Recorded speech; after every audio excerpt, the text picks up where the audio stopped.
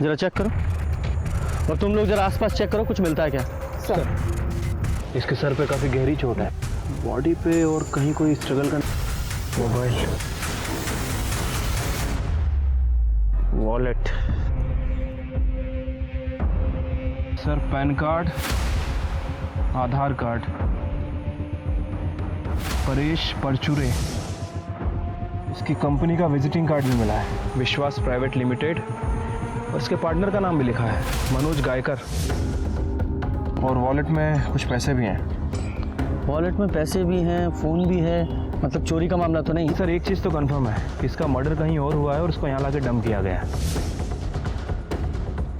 हाँ हो सकता है, क्योंकि ज़मीन पर इतना खून भी नहीं बिखरा है। शिरके, फॉरेंसिक को बुलाओ और इसकी फैमिली को इन्फॉर्म करो। ठीक है सर। स्वाति, एम्बुलेंस को फ़ोन करो, बॉडी को पोस्टमार्टम के लिए भेजो। सर।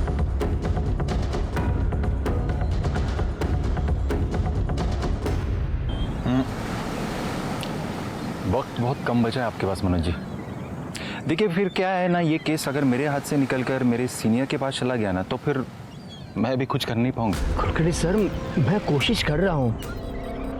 तो थोड़ी सी कोशिश आपकी बेटी वैष्णवी को भी करने दीजिए। क्या है, धंधे में एक दूसरे की मदद करना ही तरक्की का तरीका होता है। और आपकी बेटी वैष्णवी तो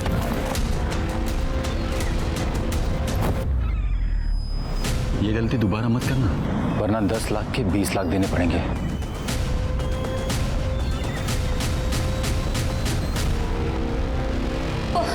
परेश, परेश, परेश उठा ना। क्या क्या? परेश का खून हो गया? अरे देखा कैसे? परेश जी को आप कैसे जानते थे? अरे सर, वो मेरे भाई जैसा था। एक्चुअली हम दोनों की एक छोटी सी कंपनी है। हमारे एरिया के काफ़ी सारे लोग दुबई में रहते हैं। वो वहाँ से पैसे भेजते हैं और हम उन पैसों को इंडियन करेंसी में कन्वर्ट करके उनके घर वालों को देते हैं 2% कमीशन काटकर। हमने सुना है कि आप दोनों पार्टनर्स के बीच में कुछ अनबन चल रही थी। हाँ, छोटे मोटे प्रॉब्लम्स तो होते ही रहते हैं ना पार्टनर्स के बीच में, और उसकी वजह थी सर। एक्चुअली परेश को सट्टा खेलने की आदत थी और इसकी वजह से अकाउंट से काफ़ी सारे पैसे उसने निकाले थे। बस उसकी वजह से बहुत नुकसान सहना पड़ता था। तो इस वजह से तुमने अपने पार्टनर की जान ले ली? सर, मैंने परेश को नहीं मारा, आप विश्वास कीजिए सर। एक मिनट। हाँ पूजा बेटा, वैष्णवी को जल्दी घर भेज देना। हाँ। क्या? लेकिन उसने तो कहा था वो तेरे घर जा रही है। ठीक है, तो आओ थमा एक मिनट।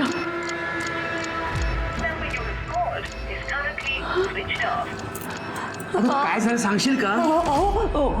वैष्णवी पूजा के घर में नहीं गई। तू वैष्णवी को फोन लगाओ ना। ओह लाओ ना फोन, उसका फोन स्विच ऑफ आ रहा है। क्या हुआ? ये वैष्णवी कौन है? सब वो हमारी बेटी है हमारी। क्या हुआ है, डिटेल में बताइए। वो कल ना सारे एलमी माँ, बोल तो। मैं पूजा के घर जा रही हूँ। हम दोनों को एक ही असाइनमेंट मिला है, उसे पूरा करने। अच्छा, वो रात को लेट हो जाएगा तो मैं वहीं रुक जाऊंगी और सुबह 11 बजे तक वापस आ जाऊंगी। बाबा से पूछ। बाबा जाऊँ? ठीक है, अपना स्कूटर लेके जाना। पर वो तो ख़राब पड़ा है। मैं रिक्शा से चली जाती हूँ, 50 मिनट की दूरी पर ही है उसका घर, मानिक नगर में। ठीक है, संभाल के जाना पर। ठीक है, होगा।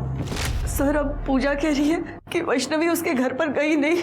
तो वैष्णवी किसी और फ्रेंड के घर पे चली गई होगी। नहीं सर, ये पक्का उसी का काम है। किसका? ऋषिकेश कोलवणकर। वो कौन है? वो वैष्णवी से शादी करने के लिए आया था, लेकिन परेश को उसके चाल चलन के बारे में पता चल गया था और ये सुनकर वैष्णवी से उसे रिश्ता तोड़ा था और शादी भी तोड़ी थी।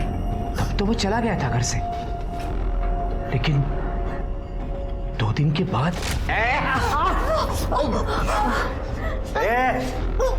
तू याद रख, अगर तू मेरी नहीं हुई ना तो मैं तुझे किसी और की भी नहीं होने दूंगा। तुझे भी मार डालूंगा, खुद भी मर जाऊंगा, समझे? सर, उसे जल्दी से पकड़िए सर, कहीं वो मेरी बेटी के साथ कुछ गलत ना कर बैठे सर। आप शांत हो जाइए, टेंशन मत लीजिए। ये वैष्णवी का फ़ोन नंबर और उसका फोटोग्राफ दीजिए। चलिए। दे दे सर। सर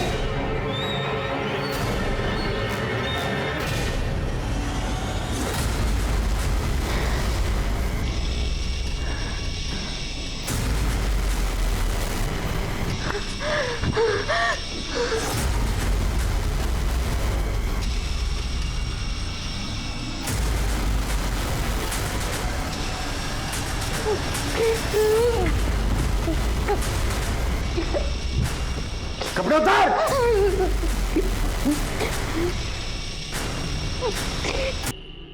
शिरके, इनकी कंपनी के अकाउंट्स, सारे बिजनेस रिकॉर्ड, सारे फोन्स, उनकी लोकेशन सब चेक करो। देखो, बिजनेस में कोई किसी का सगा नहीं होता, सब एक दूसरे से फायदे के लिए मतलब रखते हैं। इन दोनों की पूरी करनी चाहिए मुझे। ठीक है सर। वैसे इस वैष्णवी के केस का क्या करना है? आप कहें तो उस ऋषि को उठा लूँ? हाँ उठाओ, लेकिन मुझे लगता है कि ये दोनों मियाँ भी झूठ बोल रहे हैं। झूठ बोल रहा है? एक तरफ तो कह रहे हैं कि इनकी बेटी वैष्णवी अपनी किसी पूजा नाम की फ्रेंड के साथ असाइनमेंट करने के लिए गई थी, और दूसरी तरफ ये भी बोल रहे हैं कि उसे ऋषि ने गायब किया है। अब ये बताओ, इनकी बेटी वैष्णवी खुद घर पे बोल के गई थी वो अपनी किसी फ्रेंड के साथ सारी रात रुकने के लिए जा रही है। क्यों? इसका एक ही मतलब निकलता है कि वो अपनी मर्जी से ऋषि के साथ भागी है। हो सकता है सर।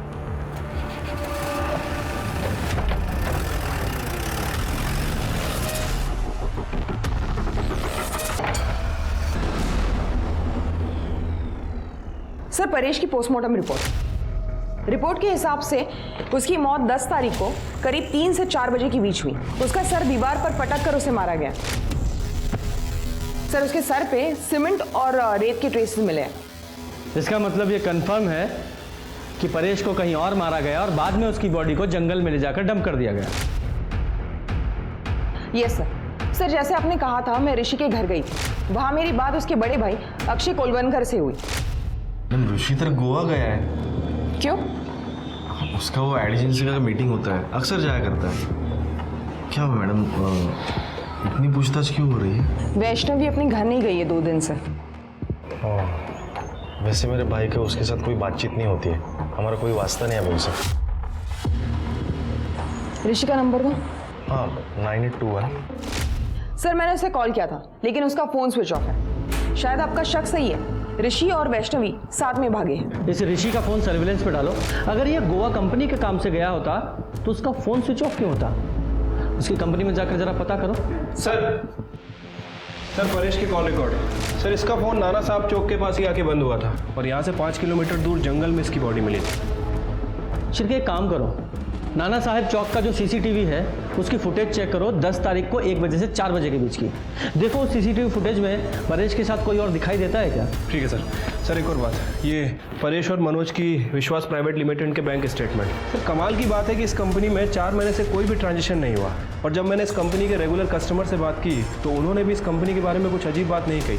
लेकिन जब मैंने रिकॉर्ड चेक किए तो सर पता चला कि मनोज और परेश के खिलाफ आदर्श नगर पुलिस स्टेशन में फ्रॉड का केस फाइल हुआ था। किसने फाइल किया था? सर, अक्षय ने, ऋषि का बड़ा भाई। और सर, ये अक्षय एक 3 स्टार होटल में एडमिन में काम करता है।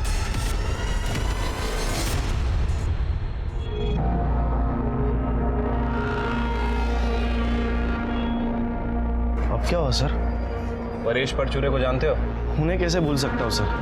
परेश भाऊ और मनोज भाऊ, उन्होंने 1 साल पहले मेरे 3 लाख रुपए डुबाए।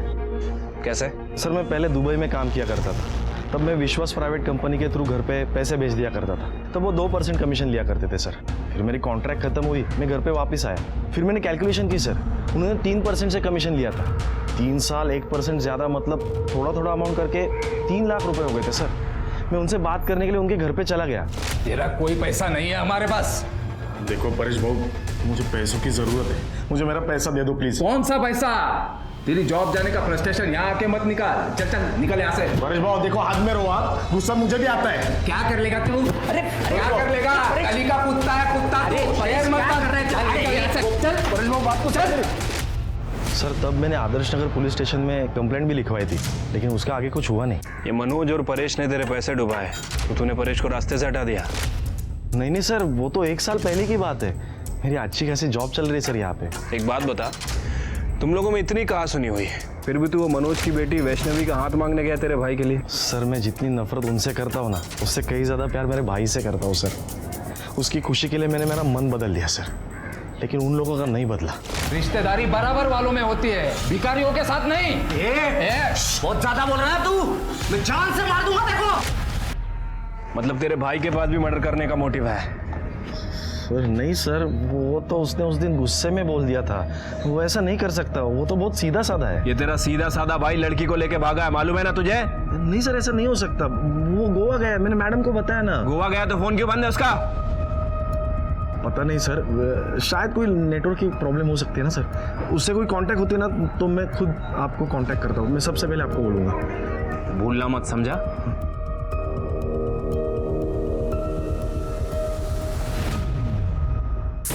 ये परेश की मौत फोन नाना साहिब चौक पे शाम को 4 बजे बंद हुआ और उसी तारीख को वैष्णवी अपने घर से गायब हुई और 10 तारीख को ये ऋषि भी गोवा का झूठा बहाना बनाकर अपने घर से निकला और बाद में परेश की सकता है कि ये ऋषि और वैष्णवी एक साथ भागे हों और परेश ने उन्हें देख लिया, फिर ऋषि और परेश का झगड़ा हुआ हो और ऋषि ने परेश का मर्डर कर दिया।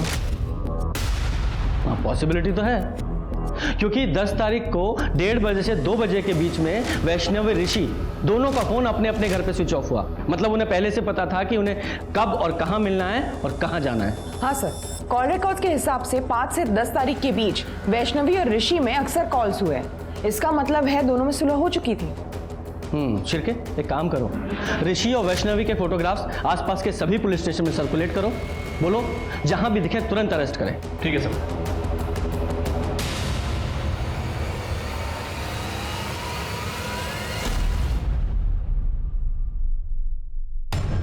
मुझे दे दीजिए ना।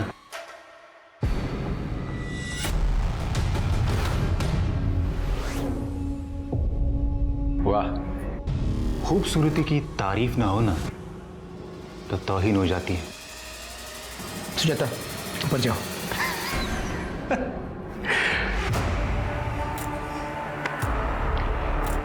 एक डील करते हैं ना मनोज जी, आपकी बेटी तो भाग गई, उसकी जगह पे आप अगर इन मोहतरमा को मेरे पास भेज दो। कुलकर्णी सर, वो बीवी है मेरी, ये कहने लो और चलते बनो। मुझे भी कैश चाहिए, 10 लाख, और वो भी 2 दिन में।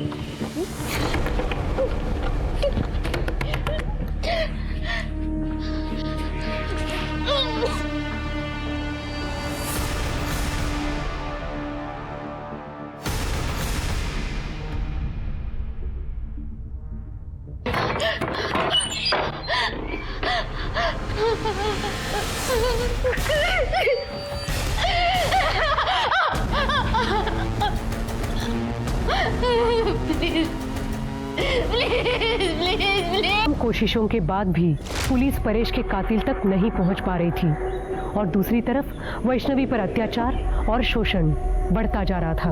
पुलिस वैष्णवी को ढूंढने की हर मुमकिन कोशिश कर रही थी, लेकिन उनके हाथ कोई कामयाबी नहीं लग रही थी। फिर अगले दिन कुछ ऐसी घटना घटी जिसने पुलिस को सिर्फ हैरान ही नहीं बल्कि सोचने पर भी मजबूर कर दिया।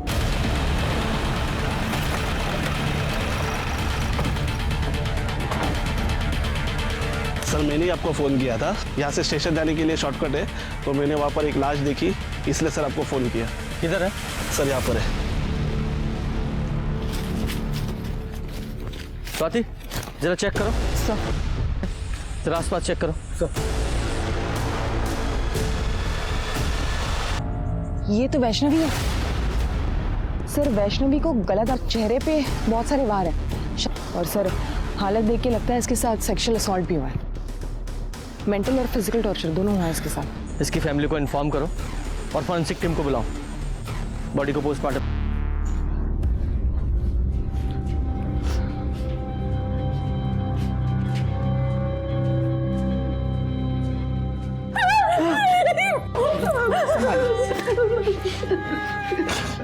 विपिन ने मारा है इसको।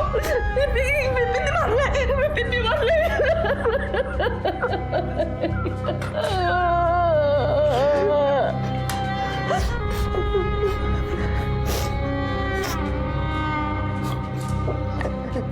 सर, वो विपिन हमारे एरिया में ही रहता है। मेरी वैष्णवी ने उसके प्यार को कभी एक्सेप्ट नहीं किया, फिर वो उसका पीछा करने लगा और एक दिन। मेरी और ऋषि की अब बात नहीं होती। देख वैष्णवी, मैं अभी तुझसे बहुत प्यार करता हूँ, एक बार सोच ले। विपिन, मुझे रिश्तों में मिलावट अच्छी नहीं लगती। हम दोस्त हैं और हमेशा रहेंगे। क्या दोस्त दोस्त दोस्त, थक गया हो तेरा दोस्त बनकर। देख वैष्णवी, देख अगर तूने हाँ नहीं कहा ना तो मैं ना अपनी जान दे दूंगा, सच में।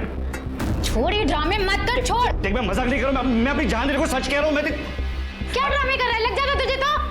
I can't live without you. I can't live with you. Vaishnavi, Vaishnavi, देख मैं तुझे बहुत, मैं तुझसे शादी करना चाहता हूँ वैष्णवी। क्या हो गया तुझे? छोड़ मेरी बात सुन। मैं वैष्णवी से प्यार करता हूँ। तेरा और मेरी बेटी का मेल हो ही नहीं सकता, समझ रहा तू ना? चल निकल, चल निकल। चाहता हूँ, मुझे अपनी खूबसूरती पर बहुत नाज है ना, तेरी ऐसी शक्ल दिखाऊंगा ना कि कोई पहचान भी नहीं पाएगा। अरे चल। तो आपने पुलिस में कंप्लेन क्यों नहीं की? उस दिन के बाद उसने उसका पीछा करना बंद कर दिया। हमको लगा वो सुधर गया। यही गलती करते हैं मैडम हम लोग। क्राइम की शुरुआत यहीं से होती है। आपको उसके खिलाफ कंप्लेन करनी चाहिए थी। खैर, कहाँ मिलेगा ये विपिन? वैष्णवी को क्यों मारा? साहब मैं उसे क्यों मारूंगा? मैं तो उससे प्यार करता था। उस पर रेप करने की कोशिश करता और बोलना प्यार करता था। सर उस दिन मैं नशे में था। नशे में था तो कुछ भी करेगा, हैं? देख सीधे सीधे बोल वरना डंडा डाल के उगलवाऊंगा। सर मैं सच बोल रहा हूँ। तू ऐसा नहीं बोलेगा। कर दे, अंदर डालो इसे। सर मेरी बात तो सुनो सर। सर मैंने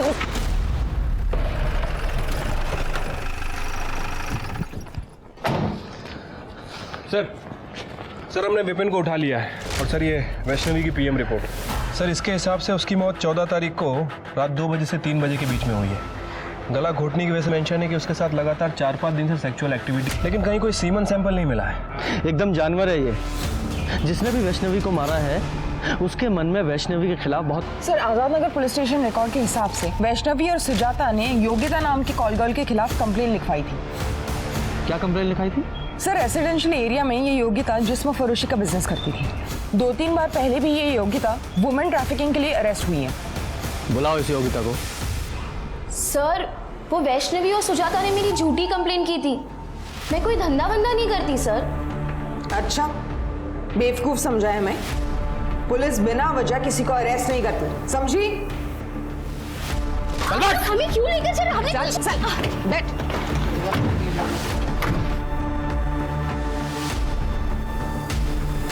सुजाता और वैष्णवी ने तुझे अरेस्ट कराया था। तूने बदला लेने के लिए उस वैष्णवी को बेच डाला, उसे किडनैप करवा दिया और जब वैष्णवी ने वहां से भागने की कोशिश की तो मरवा दिया उसे। सर वो धंधा मैं पहले ही करती थी, अब मैंने वो सब छोड़ दिया है और वैष्णवी को मैंने नहीं मारा है सर। जब तक ये केस सॉल्व नहीं हो जाता शहर छोड़कर नहीं जाएगी। ठीक है सर। जाओ। स्वाति, नजर रखना इस पर। सर हमने इस मनोज पर नजर रखी थी। पता चला है कि मनोज ने अपना घर गिरवी रख के मार्केट से 10 लाख रुपए उठाए। ये मनोज जरूर कुछ ना कुछ हमसे छिपा रहा है। हाँ सर लेकिन एक बात मैंने आपसे छुपाई है। कौन सी? एक्चुअली परेश टैक्स और जीएसटी बचाने के चक्कर में पैसों की बहुत हेरा फेरी करता था। मैंने उसे बहुत बार समझाया पर उसे कभी माना नहीं। फिर एक दिन। आप लोगों को क्या लगा ये सब फ्रॉड करके आप सरकार से बच जाओगे? सॉरी सर, अब गलती हो चुकी है।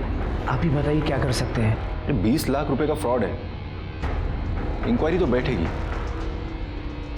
10 साल की सजा और 20 लाख तक का जुर्माना। मैं क्या कहता हूँ, कुछ चाय पानी ले दे के मामला यहीं सेटल कर देते हैं। 10 लाख कैश। एक ईडी ऑफिसर ने आपसे रिश्वत मांगी? हाँ सर, इसीलिए मैंने अपना घर गिरवी रख के मार्केट से 10 लाख रुपए उठाए थे। नाम क्या था उस ऑफिसर का? राजेंद्र कुलकर्णी। आपके पास नंबर है उसका? हाँ। शिरके, नंबर लगाओ।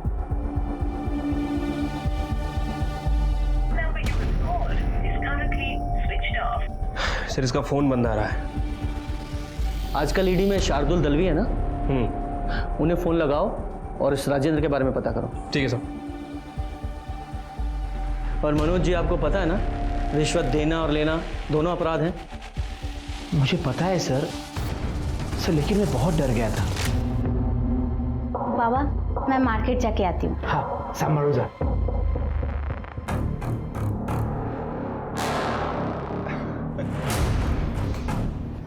आपकी बेटी मेरा मन बहलाने के लिए कुछ दिन आ जाए तो। कुलकर्णी सर, उसकी मेरी बेटी पर ही नहीं, मेरी बीबी पर भी बुरी नजर थी सर। इसलिए सोचा कि उसके सारे पैसे उसको देकर मामला खत्म कर दूं बस। मनोज जी, ये बात आपको हमें पहले बतानी चाहिए थी, यहाँ तक नौबत नहीं आती। सर दलवी साहब से बात हुई है। उनका कहना है कि ईडी में राजन कुलकर्णी नाम का कोई भी ऑफिसर नहीं है। क्या? और सर विश्वास प्राइवेट लिमिटेड नाम से कभी भी कोई इंक्वायरी नहीं निकली। सच में? मतलब ये आदमी फेक ईडी ऑफिसर बनकर लोगों को ठग रहा है। शिरके, इस नंबर को ट्रैक करो। इस नंबर की सारी कॉल लोकेशन और कॉल रिकॉर्ड चाहिए मुझे। मनोज जी, आप इस सो कॉल्ड ईडी ऑफिसर को तो अच्छे से जानते ही हैं, चेहरा कई बार देखा आपने। हाँ सर। स्केच बनवाओ। सर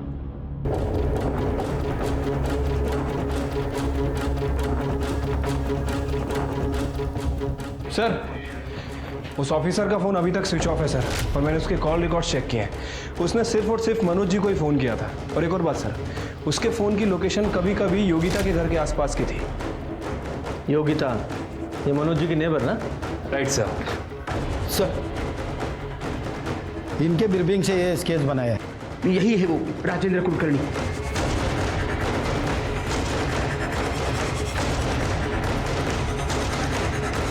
देखो, डरो मत, बताओ, यही था? हाँ सर, ये एक बार आया था। ए योगिता, ये अपना पुराना दोस्त है, इसे मजा आना चाहिए।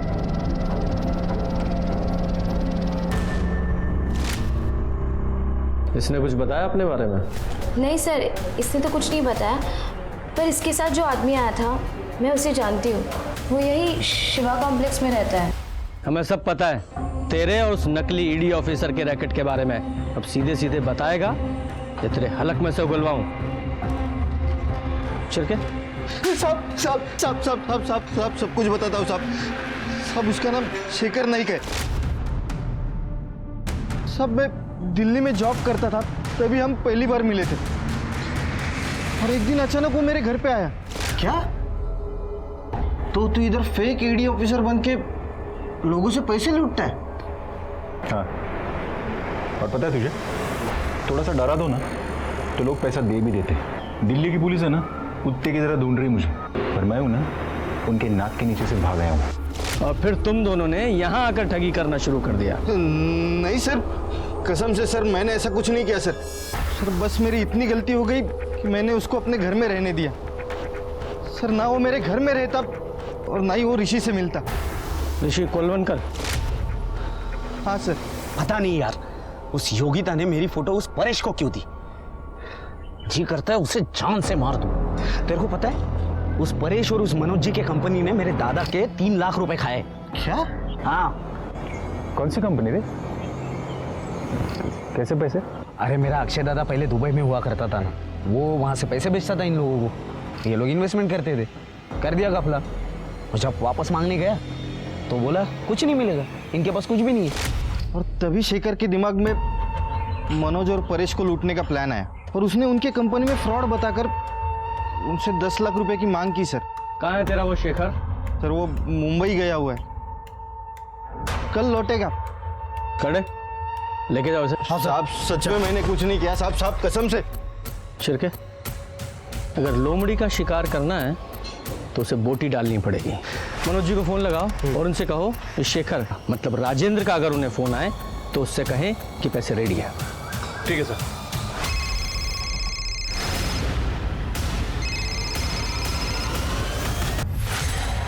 हाँ कुलकर्णी सर। पैसे का बंदोबस्त हो गया?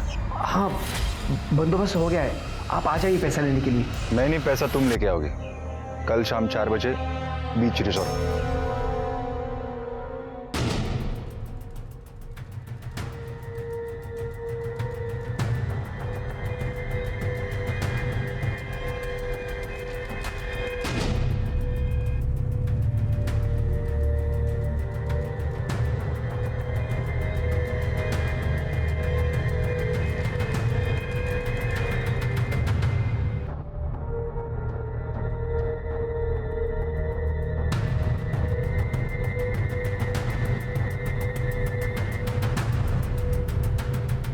Mister Rajendra Kulkarni from ED, I card दिखाइए प्लीज। हाँ।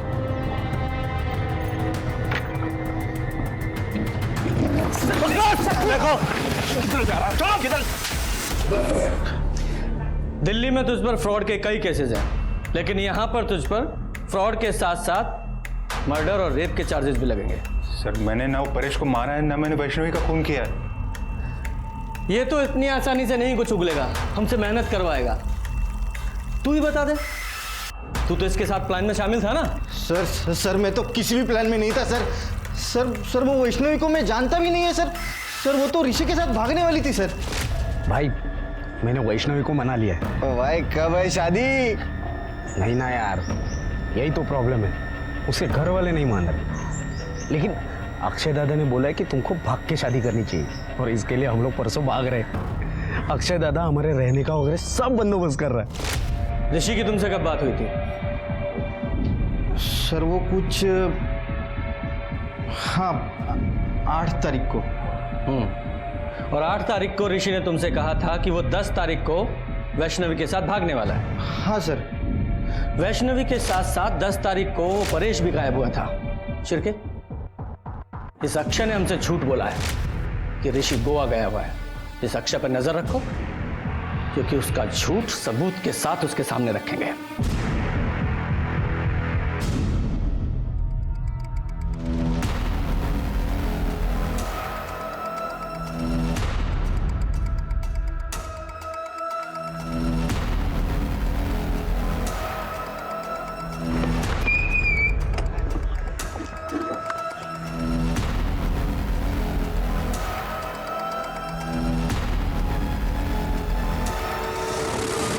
अरे दादा लेकिन हुआ क्या?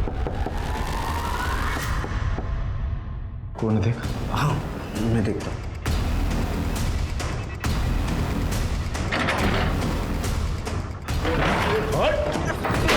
अरे सर पकड़ो। दादा दादा अरे सर क्यों? तुम दोनों ने मारा है ना वैष्णवी और परेश को? बोल, वैष्णवी को मारा?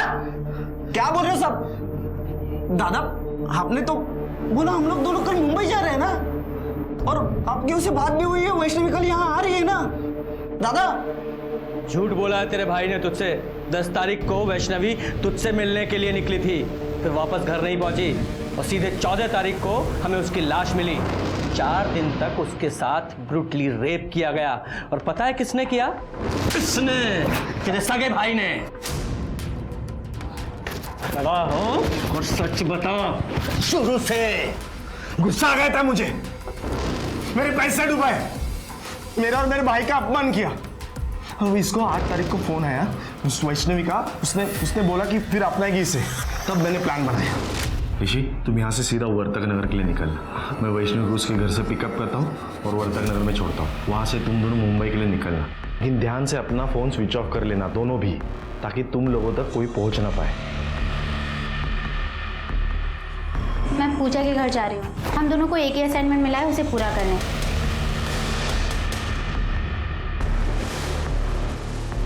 आजा। सुन, अब जब तक मैं ना बोलूं यहाँ से बाहर नहीं निकलना, ठीक है? बैठे, मैं वैष्णवी को लेके आता हूँ, ठीक है?